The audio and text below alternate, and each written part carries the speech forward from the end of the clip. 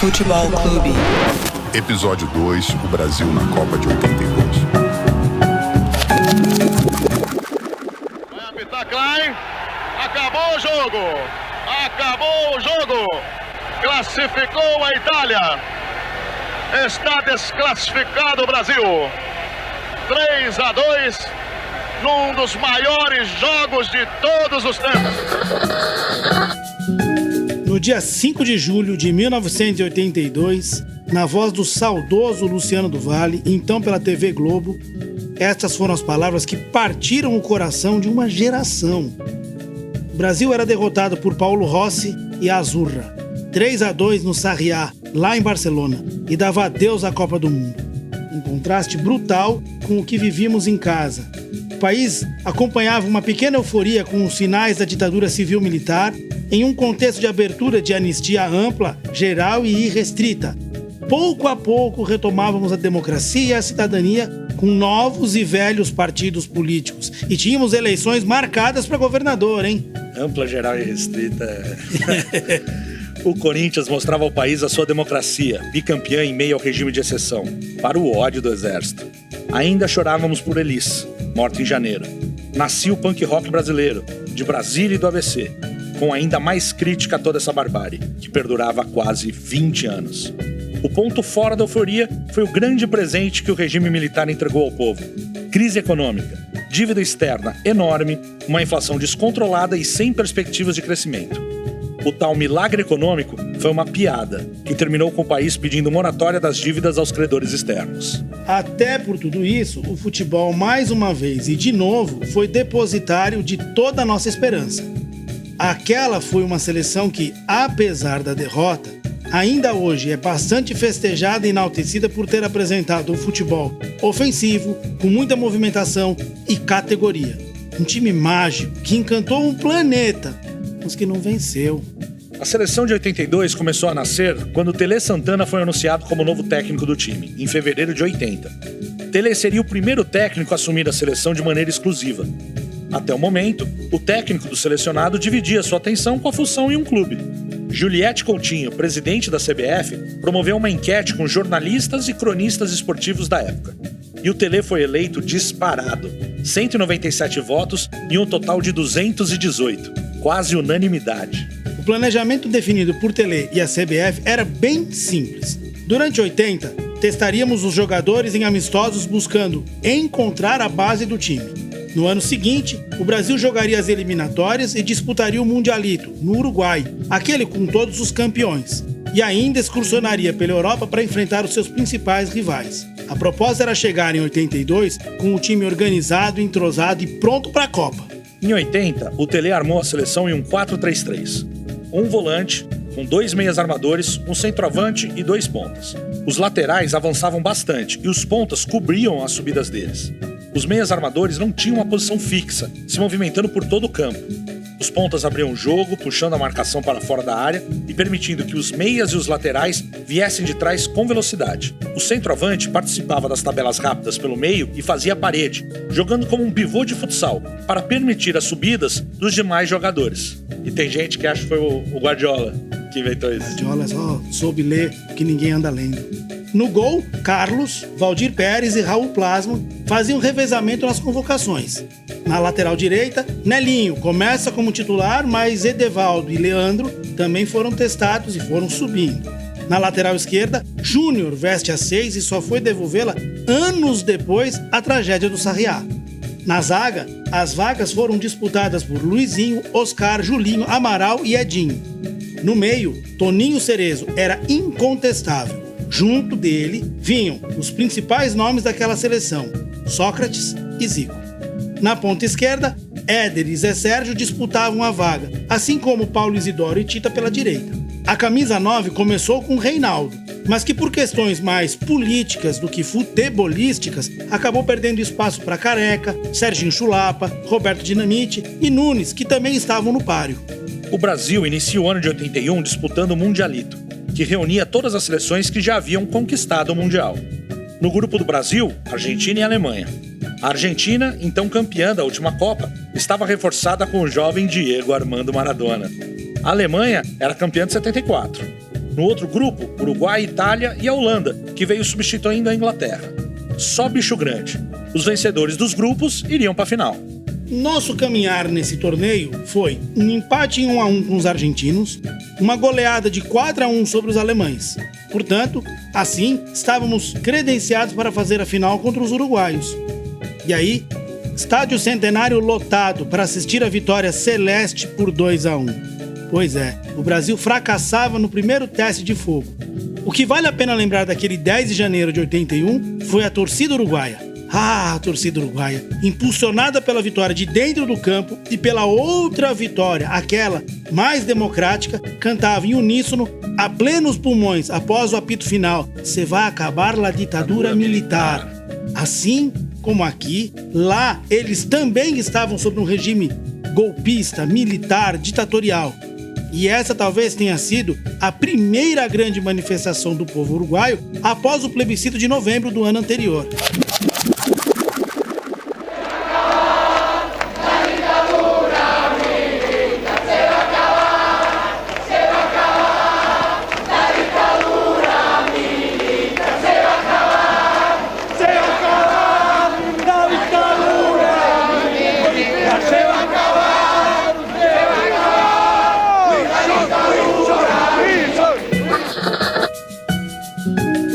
Vai acabar a ditadura militar. Essa é uma gravação do arquivo da Difilme, lá da Argentina. Pelé disputou o Mundialito com uma alteração no time. Sacou o ponta-direita para colocar mais um jogador no meio do campo. O Brasil passava para um 4-4-2, com um volante, 3 meias, um ponto esquerdo e um centroavante. E com essa formação, passa pelas eliminatórias sem muitos problemas, superando Venezuela e Bolívia. Também se Venezuela e Bolívia desse trabalho, fecha tudo. O time da Copa já ganhava uma cara. Oscar e Luizinho se firmaram na zaga. Júnior na lateral esquerda, Cerezo, Zico e Sócrates no meio. Éder pela ponta esquerda e o Reinaldo Panov. Timaço. Pelé apostava na movimentação, com jogadores mudando de posição constantemente, trocando passes curtos, passes rápidos. Isso compensaria a falta do ponta-direita. Sempre alguém ocuparia aquele espaço, dependendo da jogada. Inteligentíssimo. No meio, ele poderia entrar com um volante mais marcador, como o Batista, ou um meia de criação, mas que também voltava para preencher os espaços quando o time estava sem a bola, como Paulo Isidoro. Apesar de eventual desequilíbrio na prancheta, o time funcionava muito bem. E, cá pra nós, a qualidade dos nossos jogadores, putz grila, ajudou muito. Afinal, tínhamos Zico, Cerezo, Oscar, Sócrates, Leandro, Júnior e Éder, todos no melhor momento de suas carreiras. Após as eliminatórias, o Brasil faz uma excursão pela Europa. E ela não poderia ser mais exitosa. 1-0 na Inglaterra, em pleno Wembley. 3-1 na França, no Parque dos Príncipes. 2-1 na Alemanha, em Stuttgart. Na volta ao Brasil, vitória sobre a Espanha, 1-0 em Salvador. O time estava voando. Ao final de 81, o Brasil era apontado como o principal favorito para ganhar a Copa em todas as casas de apostas do Velho Mundo. O Tetra parecia uma certeza, galera. Apesar de ser inegável que a seleção estava bem, o time torto por não ter de fato um ponta-direita incomodava alguns. João Saldanha, João Sem Medo, técnico de futebol e jornalista do Rio de Janeiro, era bastante crítico da formação da seleção e alfinetava Pelé sempre que podia em suas colunas do jornal O Globo. E foi no início de 82 que Jô Soares, o inesquecível Jô Soares, em seu programa humorístico Vivo Gordo da TV Globo, criou o personagem Zé da Galera, que personificava a piada, implorando pelo amor de Deus, Telê, bota a ponta, Telê. Acorda, Telê. Quem fala aqui é o Zé da Galera. Telê, eu tô te ligando pra fazer um apelo. Bota a ponta na seleção, Telê. Para com isso! Para com isso! Ponta é importante, Telê. Tu não vê a galinha? Se ela não tem ponta no bico, como é que ela vai fazer pra comer o milho? Bota a ponta na seleção, Telê. Não faz assim comigo, não. Ponta é muito importante. Outro dia eu fui assistir o jogo da seleção, olhei pro banco dos reservas. O banco de madeira tinha 2 pontas. Agora, sentado no banco, não tinha uma. Bota a ponta na seleção, Telê. Esse foi o gênio Jô, maravilhoso. Apesar de voando, a seleção tinha ainda uma lacuna, o seu camisa 9. Reinaldo sofria com contusões, mas era o grande nome para a Copa. Tele começou a deixá-lo de lado ao longo de 81 e o atacante acabou descartado na convocação final.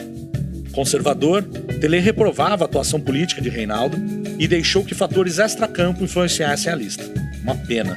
Reinaldo era técnico, inteligente e habilidoso, o que encaixava perfeitamente com o talento de Sócrates, Zico, Cerezo e Éder. Ok, é verdade que os joelhos dele não estavam mais 100%. E isso poderia ser um problema. Mas o rei era considerado por todos os outros jogadores como titular. As opções eram mais trombadoras do que talentosas. Chulapa, Dinamite e Baltazar. No início de 82, Tele aposta em um jovem atacante do Guarani de Campinas, Careca. Ele se entrosa rápido e naturalmente com o time. Móvel, rápido, elegante, habilidoso. Careca parecia ser o 9 que faltava. Mas no início da preparação do time, em maio, já na Europa, putz grila, às vésperas da estreia, ele se machuca e precisou ser cortado. Tele poderia ter avançado Sócrates para atuar como centroavante, mas preferiu apostar em Serginho Chulapa. O time ainda assim era uma máquina, mas mesmo assim seguia torto aos olhos dos mais críticos e com um centroavante que não estava à altura dos demais companheiros de meia cancha. Tele convoca Falcão somente em 82, já na preparação final para a Copa.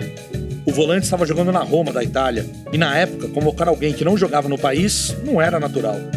E isso gerou a pergunta: quem sai para Falcão jogar? Àquela altura, ou Batista atuava como volante marcador para dar liberdade para o Cerezo, para o Zico e para o Sócrates, ou o Paulo Isidoro atuava como meia pela direita, centralizando o Cerezo como volante. E assim nasce o quadrado mágico: Falcão, Cerezo, Zico e Sócrates, que até poucas semanas antes da Copa nunca haviam jogado juntos. Na primeira fase, o Brasil sofre para vencer os soviéticos por 2-1. Em seguida, goleadas protocolares sobre escoceses, 4-1, e neozelandeses, 4-0, que renderam pinturas como os gols de Zico contra a Nova Zelândia e de Éder contra a Escócia. Serginho largou para Éder, invadiu, bateu por cobertura e gol!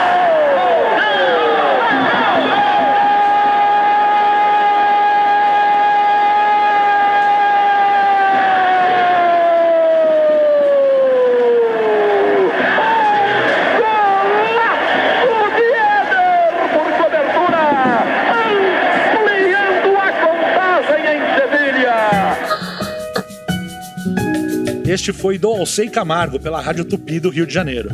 Na segunda fase, novo grupo: Brasil, Argentina e Itália. O vencedor avança para as semifinais.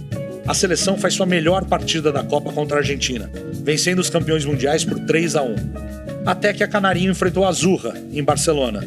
E o que parecia impossível aconteceu: vitória italiana. Jogávamos pelo empate e ainda assim fomos eliminados. Contra uma equipe fechada e que apostava nos contra-ataques, como fizeram os italianos, um centroavante mais leve e habilidoso fez falta.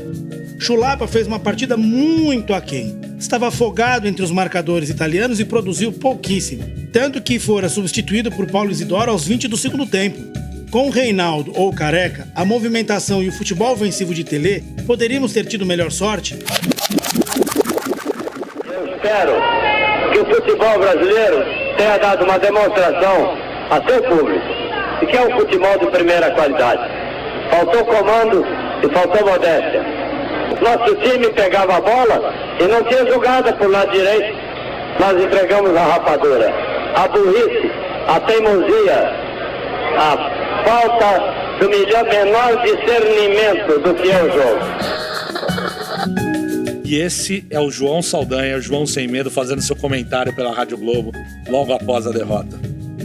E aí fica realmente o questionamento: será que a euforia que contaminou aquele plantel não influenciou? As teimosias do nosso técnico?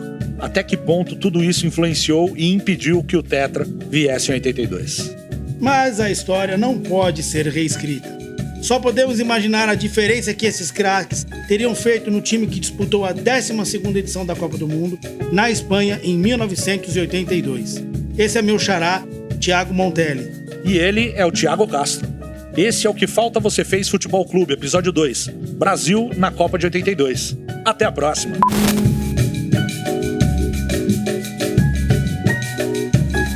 Trabalhos técnicos: Thiago Montelli. Roteiro, Tiago Castro e Tiago Montelli. Música, Pedro Ascaleta. Mixagem, Gustavo Encerra. Agradecimentos, Vinícius Santos. Que falta você fez? Futebol Clube.